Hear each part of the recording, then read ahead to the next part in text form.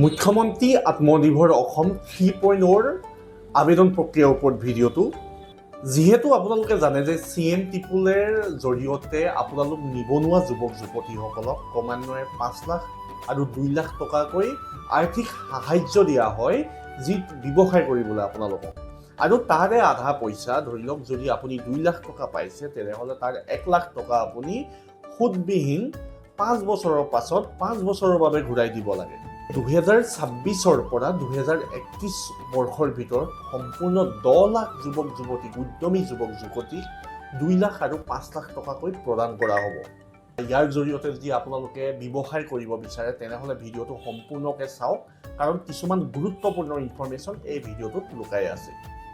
নমস্কাৰ অসমবাসী ৰাইজ মই ৰূপম গগৈ আপোনালোকে চাই আছে অৰুণোদয় অসম মুখ্যমন্ত্ৰী আত্মনিৰ্ভৰ অসম অভিযান 3.0 যিহেতু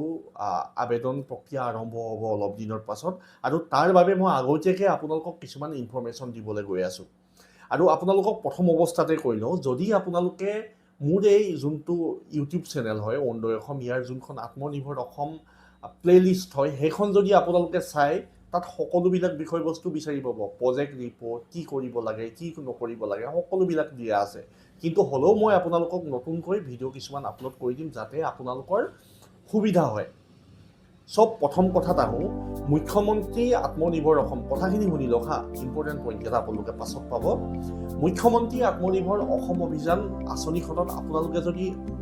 অংশগ্ৰহণ কৰিব বিচাৰে বা ইয়াৰ বেনিফিটটো ল'ব বিচাৰে তেনেহ'লে আপোনালোকে প্ৰথমতে কি হ'ব লাগিব যদি আপোনালোকে ST SC OBC হয় তেনেহ'লে আপোনালোকৰ ন্যূনতম কোৱালিফিকেশ্যন হৈছে ক্লাছ 10লৈকে আপোনালোকে পঢ়িব লাগিব আৰু আপোনালোকৰ বয়স হ'ব 45ৰ তলত বা 44 এজলৈকে বুজিলেনে আৰু জেনেৰেল কাষ্টৰ যদি হয় আপোনালোক তেনেহ'লে আপোনালোক মেট্ৰিক পাছ হ'ব লাগিব আৰু বয়স 28 বছৰৰ পৰা 44 বছৰ ধৰক কাৰণ 45 বছৰ সীমা বান্ধি দিছে 45ৰ ওপৰত হ'লে নহ'ব আৰু ইয়াত আপোনালোকে কেনেদৰে সুবিধাবিলাক পাব মই কৈ দিছোঁ শুনক যদি আপুনি মেট্ৰিক পাছৰ পৰা গ্ৰেজুৱেশ্যনৰ ভিতৰত আপোনাৰ যদি কোৱালিফিকেশ্যন হয় তেনেহ'লে আপোনালোকে 2 লাখ টকা দুটা কিস্তিত পাব প্ৰথম কিস্তিৰ 1 লাখ টকাটো আপোনালোকে যেতিয়া ভালদৰে কাম কৰিব তেতিয়া আপোনালোকক দ্বিতীয় কিস্তিৰ 1 লাখটো দিয়া হ'ব 1 বছৰমানৰ পাছত দিয়া হা আৰু সেই দ্বিতীয় কিস্তিৰ যোনটো 1 লাখ আপুনি যোনদিনাখন চেকখন ৰিচিভ কৰিব সেই ৰিচিভ কৰা চেকখন লোৱাৰ দিনাখনৰ পৰা 5 বছৰৰ পাছত আপোনালোকে অহা 5 বছৰত মাহে মাহে এই পইচাটো সুদবিহীনভাৱে ঘূৰাই দিব লাগিব কিমান এটা ভাল অপৰচুনিটি আপোনালোকে চাওকচোন কিন্তু এই আঁচনিখন পাবলৈ আপোনালোকে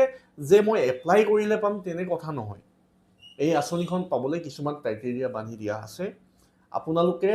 যদি ভালভাৱে কৰে ভালভাৱে আবেদন কৰে তেনেহ'লেহে আপোনালোকে পাব কাৰণ প্ৰথম এই CMAAA 1.0 2.0 অলপ ইজিলি আপোনালোকক দিয়া হ'ল কিন্তু 3.0 আপোনালোকে প্ৰকৃতাৰ্থত বিজনেছমেন হয় নাই বিজনেছ কৰিব পাৰিব নাই এই কথাটো আপোনালোকক ভালদৰে চালি জাৰি চোৱা হ'ব আগতেও ইণ্টাৰভিউ হৈছে কিন্তু বৰ্তমান ইণ্টাৰভিউ প্ৰচেছটো অকণমান হ'লেও কাঢ়া হ'ব এইটো কথা মনত ৰাখক আৰু ভাল খবৰটো কি জানেনে ইয়াত ভাল খবৰ হৈছে এই 5 বছৰত 10 লাখ যুৱক যুৱতীক যদি দিব বিচাৰিছে গভৰ্ণমেণ্টে এই আঁচনিখনৰ সুবিধা তেনেহ'লে প্ৰতি বছৰত আপোনালোকে 2 লাখকৈ পৰিলে নাই আপোনালোকে চাওক মানে আপোনালোকে যদি ধৰিব যায় গড় হিচাপত 2026 চনত যদি এই আঁচনিখন যোনদিনাখন পৰ্টেল মুকলি হ'ব সেইদিনাখন আপোনালোকে গম পাব যে 2 লাখ যুৱক যুৱতীক তেখেতলোকে চিলেক্ট কৰিব বিচাৰিব বাৰু এতিয়া আহোঁ আমি ডকুমেণ্ট ছেকশ্যনলৈ আপোনাক এই আঁচনিখনত অন্তৰ্ভুক্ত হ'বলৈ বা CMAAA 3.0 আপুনি এপ্লাই কৰিবলৈ আপোনাক কি ডকুমেণ্টৰ প্ৰয়োজন হ'ব ইয়াত প্ৰথম ডকুমেণ্ট আহিলে আপোনাৰ একপি photo PAN card Aadhaar card voter card bank passbook তাৰোপৰি আপোনালোকৰ সকলোতকৈ ইম্পৰ্টেণ্ট চাৰ্টিফিকেটখন হৈছে এমপ্লয়মেণ্ট এক্সচেঞ্জ চাৰ্টিফিকেট এইখন আপোনাৰ আটাইতকৈ ইম্পৰ্টেণ্ট হয় হা আৰু এই ডকুমেণ্টখিনি দি আপুনি প্ৰথম ৰেজিষ্ট্ৰেশ্যন কৰিব ৰেজিষ্ট্ৰেশ্যন প্ৰক্ৰিয়াৰ পাছত আপোনাৰ আৰম্ভ হ'ব ফাইনেল এপ্লিকেশ্যন প্ৰক্ৰিয়া আৰু ফাইনেল এপ্লিকেশ্যন প্ৰক্ৰিয়া আপুনি যদি নিজৰ ঘৰৰ বাৰীত বা নিজৰ ঠাইতে যদি আপুনি কিবা ফাৰ্ম খুলিব বিচাৰিছে তেনেহ'লে আপুনি নিজৰ মাটিৰ কাগজ পত্ৰ আপলোড কৰিব লাগিব আৰু যদি আপুনি বেলেগৰ মাটি যদি ভাড়াত লৈ বা লিজত লৈ কৰিব বিচাৰিছে তেনেহ'লে আপুনি তাত লিজ এগ্ৰিমেণ্ট আপলোড কৰিব লাগিব কিয়নো আগৰ দুবাৰৰ কথা মই ক'ব নাযাওঁ এইবাৰ কিন্তু অলপ পাৰফেক্টলি আপুনি এপ্লিকেশ্যনখন ফিল কৰিব কাৰণ কম্পিটিশ্যন বাঢ়িব এবাৰ এইটো কথা আপোনালোকে মনত ৰাখিব আৰু লগতে প্ৰজেক্ট ৰিপৰ্টৰ কথা যদি মই ক'ব যাওঁ প্ৰজেক্ট ৰিপৰ্ট আপোনালোকে দুটা প্ৰক্ৰিয়া আপোনালোকে ল'ব পাৰে। প্ৰথম প্ৰক্ৰিয়াটো মই কৈ দিছোঁ, যোনটো অফলাইন প্ৰক্ৰিয়া হয়, সেইটো হৈছে আপোনালোকে যদি ফাৰ্মিং ৰিলেটেড ব্ৰইলাৰ ফাৰ্ম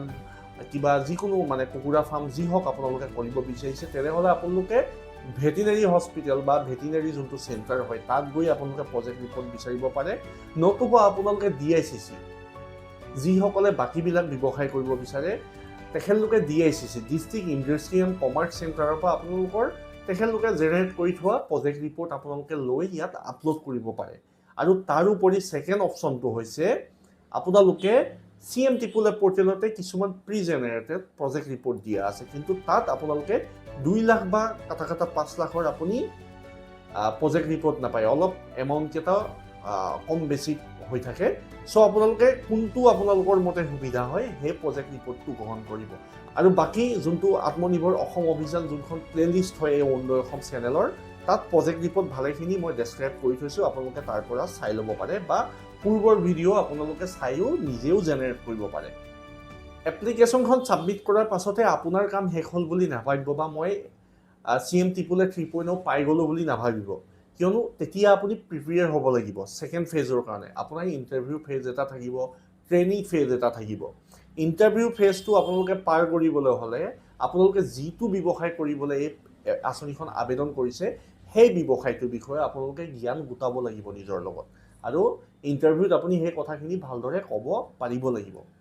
কথাখিনি নিশ্চয় আপোনালোকে বুজি পালে, যিহেতুকে CM টিপুলে 3.0 আৰম্ভ হ'বলৈ গৈ আছে, অনতিপলমে এইটো আৰম্ভ হ'ব। আপোনালোকে আবেদন কৰিব, আপোনালোকলৈ শুভকামনা থাকিল। আৰু যদি হেল্প লাগে জাষ্ট এটা কমেণ্ট কৰিব অৰুণোদয় অসম চেনেলটোত যিকোনো এটা ভিডিঅ'ত, আৰু যিখিনি মই আপোনালোকক দিব পাৰোঁ যেনে ধৰক বিজনেছ প্লেন ইত্যাদিবোৰ মই আপোনালোকলৈ আগবঢ়াই দিম, আপোনালোকে চাব আৰু আবেদন কৰিব পাৰিব। বাৰু আজিৰ ভিডিঅ'ৰ ইনফৰমেশ্যনটো ইমানেই, আজিলৈ আহোঁ, ধন্যবাদ। জয় আই অসম।